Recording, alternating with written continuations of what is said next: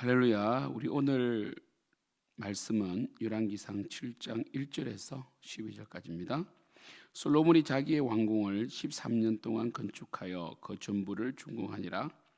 그가 레바논 나무로 왕궁을 지었으니 길이가 100규빗이요 너비가 50규빗이요 높이가 30규빗이라. 백항목 기둥이 4줄이요 기둥이에 백항목 들보가 있으며 기둥이에 있는 들보 45개를 백항목으로 덮었는데 들보는 한 줄에 15이요 또 창틀이 3줄로 있는데 창과 창이 3층으로 서로 마주대하였고 모든 문과 문설주를 다 큰 나무로 네모지게 만들었는데 창과 창이 3층으로 서로 마주대하였으며 또 기둥을 세워 주랑을 지었으니 길이가 50규빗이요 너비가 30규빗이며 또 기둥 앞에 한 주랑이 있고 그 앞에 기둥과 섬돌이 있으며 또 심판하기 위하여 보좌에 주랑 곧 재판하는 주랑을 짓고 온 마루를 백항목으로 덮었고 솔로몬이 거처할 왕궁은 그 주랑 뒤 다른 뜰에 있으니 그 양식이 동일하며 솔로몬이 또 그가 장가든 바로의 딸을 위하여 집을 지었는데 이 주랑과 같더라. 이 집들은 안팎을 모두 기하고 다듬은 돌로 지었으니 크기대로 도프로 켠 것이라. 그 초석에서 처마까지와 외면에서 큰 뜰에 이르기까지 다 그러하니 그 초석은 기하고 큰 돌 곧 10규빗 되는 돌과 8규빗 되는 돌이라. 그 위에는 크기대로 다듬은 기한 돌이 있고 백항목도 있으며 또 큰 뜰 주위에는 다듬은 돌 3켜와 백항목 두꺼운 판자 한 켜를 놓았으니 마치 여호와의 성전 안뜰과 주랑에 놓은 것 같더라. 아멘. 우리 오늘은 솔로몬의 궁전에 대해서 보시겠습니다. 우리 어제 말씀은 어떻게 끝났습니까? 솔로몬이 7년 동안 성전을 건축하였더라. 7년 동안 정말 솔로몬이 하나님의 영광을 이 성전을 통하여 드러내기 위하여 또 다윗 아버지 다윗의 그 준비를 통하여 7년 동안 성전 건축을 했죠. 아마 모든 백성들이 기쁜 마음으로 성전을 건축했을 겁니다. 그런데 7절에 보면 솔로몬이 자기의 왕궁을 13년 동안 건축하였다라고 했습니다. 거의 20년인데요. 사실 7년하고 한 6개월 정도 더 하죠, 그죠? 한 20년 정도를 건축을 하면요, 사실 이거는 어떤 군주 독재자보다 더 강력한 거예요, 그죠? 우리 진시 황제가 이 오랑캐, 그죠? 오랑캐에 대비해서 만리장성을 쌓았잖아요. 근데 굉장히 백성들의 이 불만이 폭발해 버렸죠, 그죠? 진시 황제는 오래 살지는 못했습니다. 그로 인하여 또 진시 황제가 세운 진나라가 무너지게 되는데 널리 과도한 이 건축은 그죠? 이 또 항상 백성들의 불만을 사게 되어 있습니다. 그런 거 있잖아요. 성전은 정말 멋지게 지었던 것 같아요. 성전은 또 다윗이 준비를 해주었기 때문에 성전은 멋지게 짓고 왕궁이 좀 간소했으면 좋지 않았을까 이런 생각을 해보거든요. 여러분, 성전, 왕궁 그리고 이 궁전, 그러니까 이 성전은 하나님께 예배하는 처소고 그리고 궁전은 집무실이고 또 거처인데 솔로몬이 이 왕궁을 20년 동안 그러니까 이 13년 왕궁을 성전보다 더 크게 더 오래 지었다는 것은 복선 역할을 하죠. 백성의 불만이 시작될 수 있다라는 것이죠. 그는 굉장히 이 궁전을 다양하게 지었는데요. 이 5채를 복합 단지로 지었다라고 되어 있죠. 지금 보면요, 그죠? 사실 이 솔로몬이 이 궁전을 왕궁을 성전과 연결해서 지었어요. 그런 점은 좀 좋은 것 같아요. 솔로몬이 하나님께 예배드림이 중심이 되는 이 건물 구조로 보면 예배드림이 중심이 되는 이 성전과 왕궁을 연결해서 복합적으로 지었다라는 부분에서는 마치 민수기에 하나님께서 각 지파가 12지파가 동서남북으로 진을 배치하고 가운데 이 성막을 두게 하신 하나님의 뜻을 이해했다라고도 볼 수가 있어요. 이런 부분은 좀 잘한 건데 이 5개의 복합 단지로 지었는데 우리 2절부터 5절까지는 레바논 나무로 된 궁 이렇게 말하고 있고요. 6절은 주랑을 말하고 7절은 또 보좌의 주랑을 말하고 8절은 솔로몬의 거처를 말하는데, 이 레바논 나무로 된 궁은요 무기고와 물품 보관소로 사용되었고, 또 보좌의 주랑은 왕이 재판을 비롯한 주된 업무를 하는 장소였다는 것이죠. 그죠? 굉장히 고급스럽게 잘 지었기 때문에 이 솔로몬의 이 궁전을 보러 오는 왕들이 많았다는 거죠. 그렇죠? 그리고 또 이 솔로몬의 사실 왕의 이 번성함과 번영함은 그 왕을 통치하는 하나님의 영광을 드러내기도 하거든요. 문제는 뭡니까? 백성이죠. 백성입니다. 우리가 이 말씀에서 우리가 오늘 두 가지를 살펴보고 마칠 텐데요. 하나는 솔로몬이 복합단지로 성전과 연결하여 궁전을 지었다는 것은 좋은 아이디어였으나 너무 화려했다는 것이고요. 너무 과도했다는 측면을 꼭 보셔야 됩니다. 그럼 뭡니까? 하나님은 이 왕의 어떤 이 건물을 통하여 영광을 받을 수도 있지만, 그러나 결국은 백성이거든요. 솔로몬이 처음 시작이 어떠했습니까? 바로 백성들을 잘 다스리는 듣는 마음을 달라고 했잖아요. 그 백성들의 원망이나 원성을 감안해서 성전을 7년 동안 지었다면 왕궁은 한 6년이나 5년을 끝내든지 하나님의 집보다 화려할 필요가 없잖아요. 그렇죠?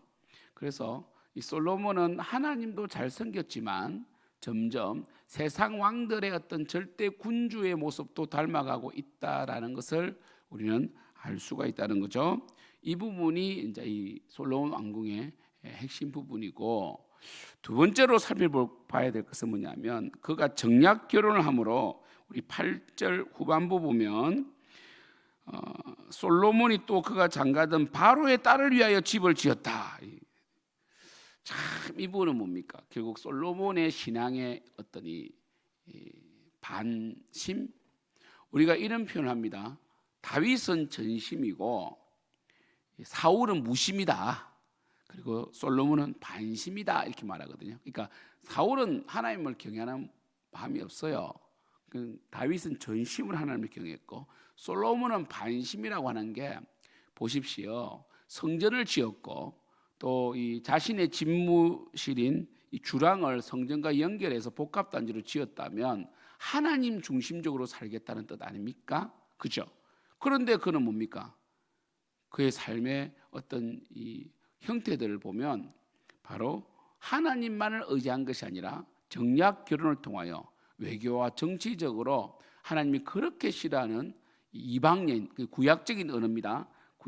구약은 지금과 다릅니다. 지금은 인구수도 적고 남녀 비율도 맞지 않지만, 그리고 우리나라가 기독교 국가는 아니잖아요, 그죠? 근데 이스라엘은 전체가 기독교 국가니까 이방인들과 이스라엘 백성의 구분이 바로 하나님을 믿는 자와 믿지 않는 자 이렇게 구분될 수밖에 없죠. 왜냐하면 이스라엘 탄생 자체가 야곱을 통한 하나님의 백성으로 탄생되었으니까요.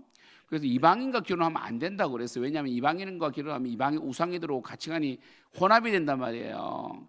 하나님이 그렇게 말씀을 통하여 경계하셨고, 여호수아 23장에서도 이방인과 결혼하면 안 된다라고 그렇게 강조했는데도 솔로몬은 하나님의 성전을 그렇게 멋있게 지어놓고도 바로의 딸, 물론 그 전에 데려왔지만 바로의 딸뿐 아닙니다. 솔로몬은 더 많은 정략 결혼을 해요, 계속해서. 그리고 정략 결혼을 할 때마다 자신의 그 왕비를 위하여 외국에서 데려온 어떤 정치적인 역할을 하는 사람 아닙니까? 얼마나 중요합니까? 마치 그 외교관과 그 부인이면서 외교 사절 같고 외교관 같거든요.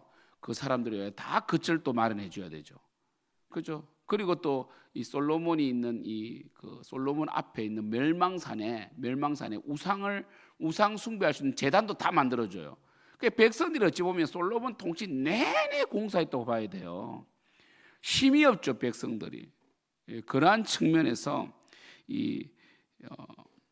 바로의 딸을 위한 집을 만들었다는 것은 바로 하나님의 신앙에 있어서 반심이다라는 것을 보여준다는 거죠.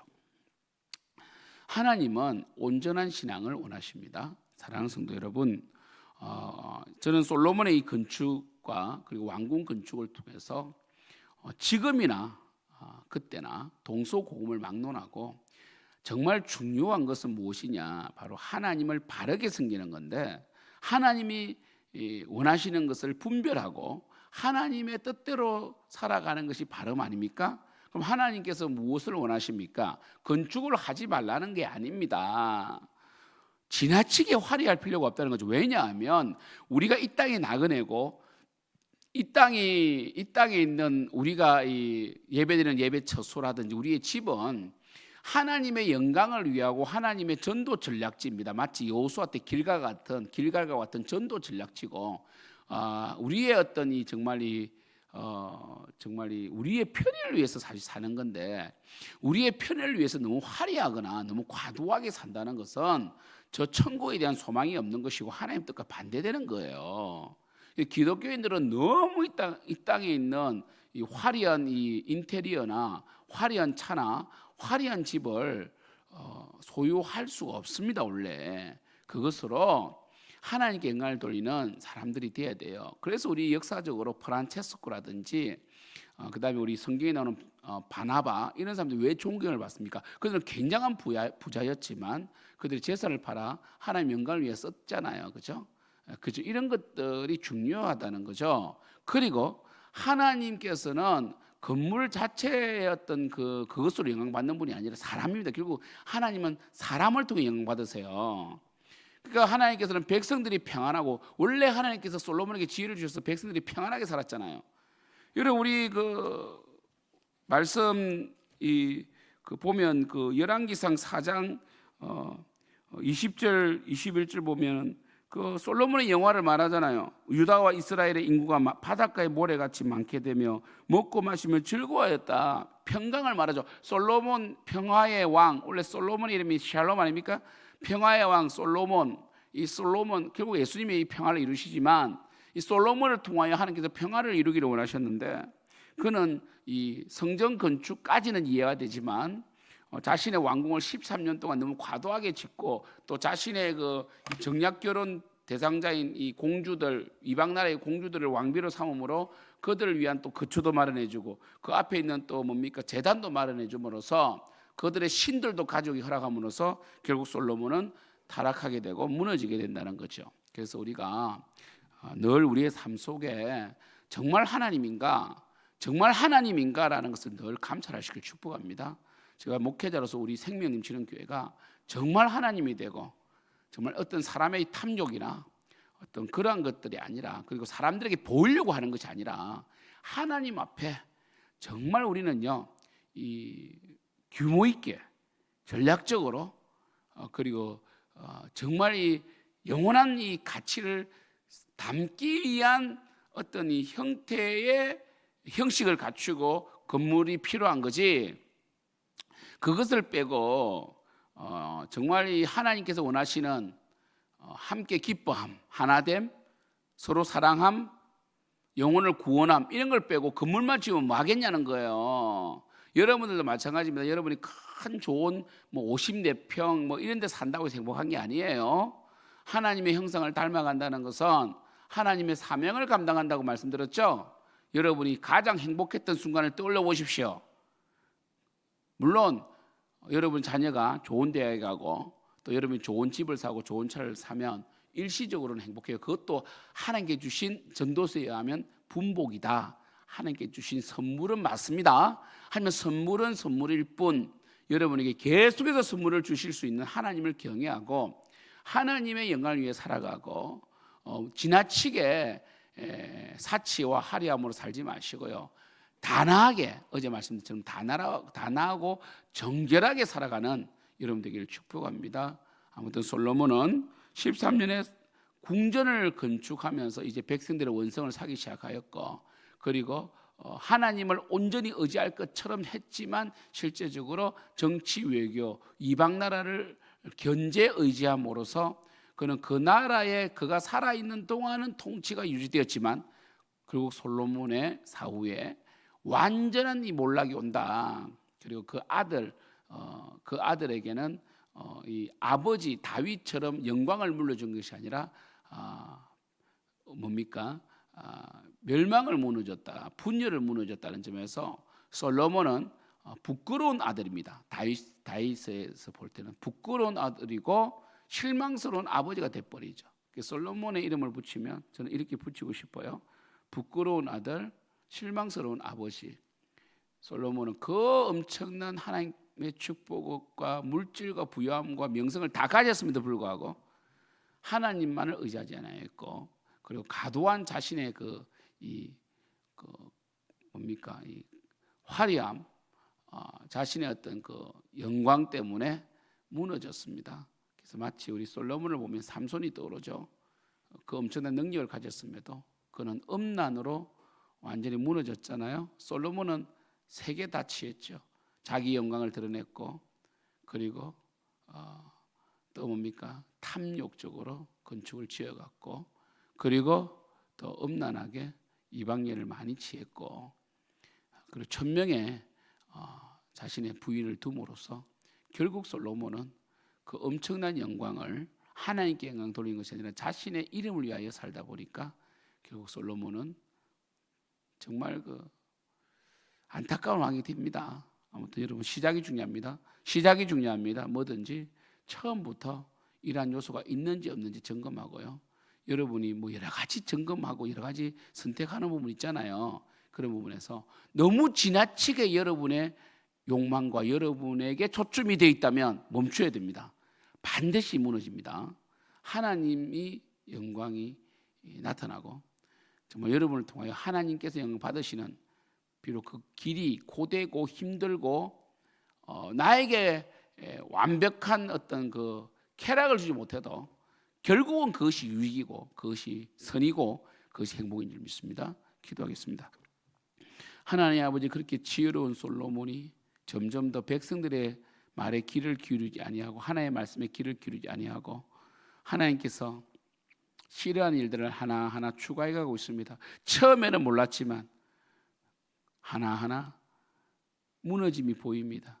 균열이 가고 금이 갑니다. 주여, 우리 귀한 생명 넘치는 교회는 첫 시작부터 늘 모든 부분에서 엄밀하게 감찰하고 면밀하게 살펴서 하나님의 영광이 될 수 있도록 역사하여 주시옵소서. 예수님의 이름으로 기도드립니다. 아멘. 하늘에 계신 우리 아버지여, 이름이 거룩힘을 받으시오며 나라가 임하옵시오며 뜻이 하늘에서 이루어진 것 같이 땅에서도 이루어지이다. 오늘 우리에게 일용할 양식을 주시옵고 우리가 우리에게 죄 지은 자를 사하여 준 것 같이 우리 죄를 사하여 주시옵고 우리를 시험에 들게 하지 마시옵고 다만 악에서 구하시옵소서. 대개 나라와 근세와 영광이 아버지께 영원히 있사옵나이다. 아멘.